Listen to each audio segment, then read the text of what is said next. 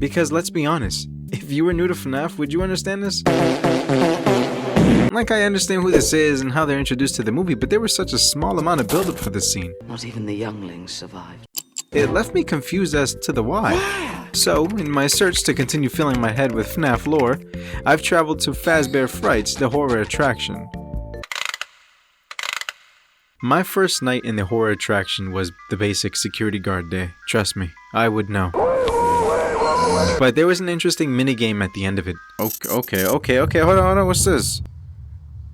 Follow me, who's that? Where I would follow this purple Freddy character from the main stage to the different rooms.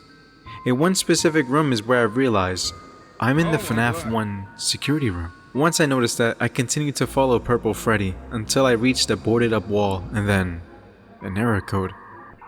Realizing I can't really go anywhere, I just decided to leave, and then a purple man just rushes in and disassembles Freddy. And he won't be the only one.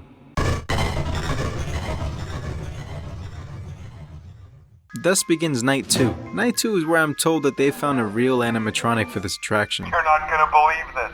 We found one. Now, this guy is a real creep. This is by far the scariest character I've dealt with here. The scariest moments I had during FNAF was FNAF 1. Where'd he go? And in Lost Paw Plays. Do it! That's what's gonna happen. Do it. Yeah, you're not gonna get me this time. I already knew that was gonna happen. Oh my shit. Hello? Am I good? Am I good? And of course, this one. Bro, he's just... Oh no. Anyways, back to this thing. He travels in between the vents and around the map until he comes for my butt meat. I like you, he like you, and I want you. And he wants you. But the goal is to keep him far away, of course, using the vent mechanics to block pathways, which I never did actually. Nice. And a few audio triggers to try to attract him to a different section of the map. Hello? But here's the funny thing. I can only use the mechanics a few times until I'm required to fix them. Please hurry up. Along with the mechanics I just described in this one real animatronic, we have others that actually don't kill us. Instead, they cause errors in our office to just make things a little bit worse. Just to get... It was at this moment that he knew. He f***ed up.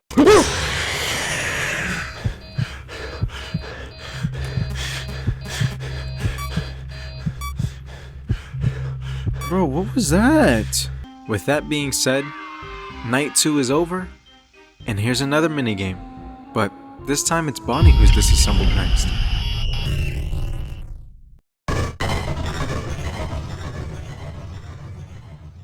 Now, I've always noticed this spike of difficulty in Night 3 compared to Night 2 since FNAF 1. Huh? Well, I'm out, man. It's tripping. I'm not sure if it's just me, but things seem to get more aggressive than I imagined they would on Night 3. I pet my dog. You see, petting the dog is what... This is where I'm introduced to more of the phantom animatronics, as they're called. Hello?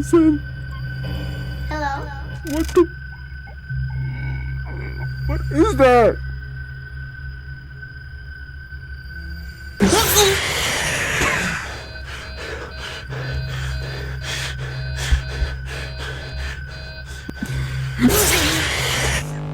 Along with the more aggressive AI from the phantom animatronics and the real animatronic, I noticed that I'm getting more errors for the panel than usual. After a couple of deaths and jump scares, the end of Night 3 is here. Now it's Chica's turn. Now with 3 down, we're only left with 1. Foxy the Pirate. Now, we're on Night 4. The second to last day of the week, and things have gotten worse. This night is notorious for torturing me in the past 2 games. I'm sure this night won't be any different. I see this night as a night where I learn the noises, the patterns, and the triggers that will eventually get me killed. Now, based on everything that I've experienced and everything I found online, thank you Reddit, we're not supposed to look at Freddy at all while he's dragging himself through the window, meaning we have to either be on the panel or the cameras. But once he disappears, we're clear. Phantom Foxy sits at the entrance of your office just ready to jump scare you, meaning you can't look left at all, even if it's to just stop the real animatronic. I haven't seen or found a valid way to avoid triggering him, but so far just keeping my eyes away from that side and just flicking my camera would get him out of here. But that never really happened. Now this annoying nuisance of a meatball. This is the second game I gotta deal with this meatball. Balloon Boy. Balloon Boy appears randomly on any camera I switch to. I've avoided him once, but the only way to really avoid him is to switch cameras in less than a second. Then there's Phantom Chica. She sits on the arcade machine, but if you watch her for too long, she's gonna start eating herself straight towards you at the speed of 105 miles per hour. Now that same rule almost applies to Phantom Mangle. I hate him. I don't understand how I'm supposed to calm down and react. All these things want half a second. How am I supposed to breathe and switch? Lastly, there's the Phantom Puppet, or BB as I call him. While I have no personal experience with him, I'm reading that he's triggered on camera 8. Luckily, my plan is to keep the real animatronic between camera 9 and 10 and try to loop him from the vents to these two cameras. Thank you again, Reddit. I love you and I hate you all at the same time.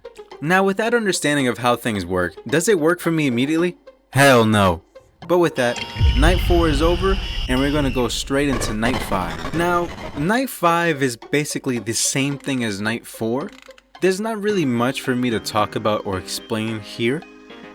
So think of it like this. Night 5 is night 4, but on steroids, a couple C4s, and a few Red Bulls and espresso from Starbucks, and everything is going 100 miles per hour at Mach speed 12. Okay? That's really all it is. Now with night 5 over, it looks like we're playing as a crying child? So far we've played as the other 4 animatronics, so I'm assuming this 5th one is this Golden Freddy that I was told about in my previous videos. As we head to the same area before as the other animatronics, we see their bodies here lying on the floor disassembled. And as we enter, we see the other 4, and we see the Purple Man. You can clearly see the Purple Man is panicking, but every time we inch closer to him, he runs farther away from us. After a few seconds of chasing him around the room, he runs towards a golden rabbit suit. As he gets into the suit, it starts shaking, and a few moments later you can hear a noise. And it appears that the spring locks inside of that suit might have activated. As he sits there in the corner, the suit bleeds out. He's still alive. Finding out that I got the bad ending after all of the struggle wasn't necessarily the best feeling. So, in my research, I find out that there's actually a good ending. But here's the catch, it requires me to play the game all over again. Like that was easy, right? What are these instructions, bro? What does it say? Huh? I don't want to be here. Collect the balloons and... Hello? And jump into this room to get this balloon. Okay. Sure.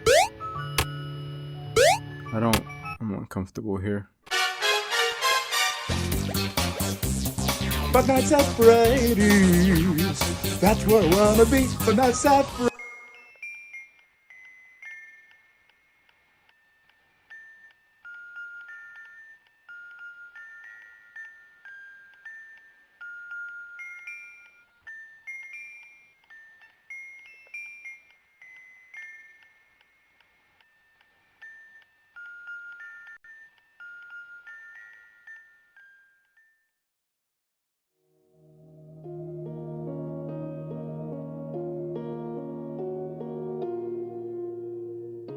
That scene alone is enough to make a grown man cry. I can tell you that. This makes me believe that the actual ending is the bad ending. Now, I'm only saying that because, I mean, look at how many games we have. And the ending of the movie, like, they're literally watching him die. They're still here. I know we didn't figure out the why this time, but I'm sure we will eventually. But that doesn't really change my mind on his introduction. He just felt extremely rushed and just kind of out of nowhere. I mean, come on, we only had like 5 minutes of build up, barely any backstory other than he just kill these kids. I mean, that's kind of the standard right now. That's the baseline of the story.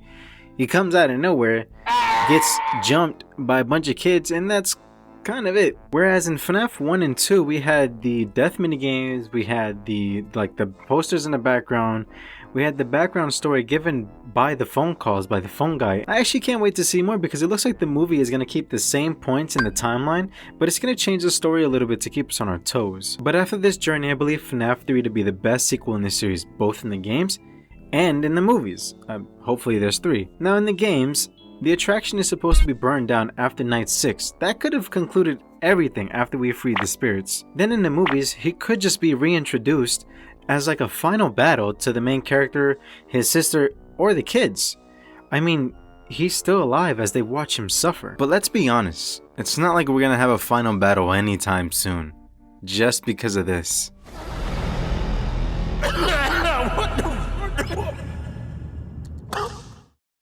I always come back. How many times your daddy whoop your ass and you cry?